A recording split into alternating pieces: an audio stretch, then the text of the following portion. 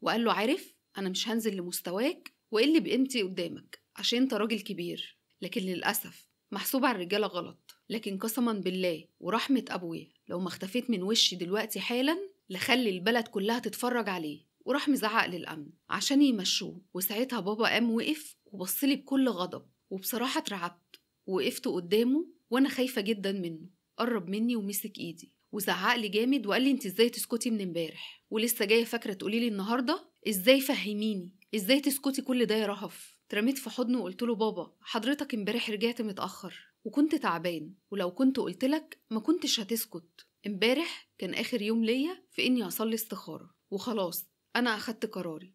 قال لي بحزن وايه قرارك؟ رغم احساسي اني عارفه بس اسمع منك برضو يا بنتي. اخدت نفسي وقلت له بص يا بابا أنا عشت مع حازم أيام حلوة كتير، ما أقدرش أنكر إنه كان أول راجل في حياتي مشاعري تتحرك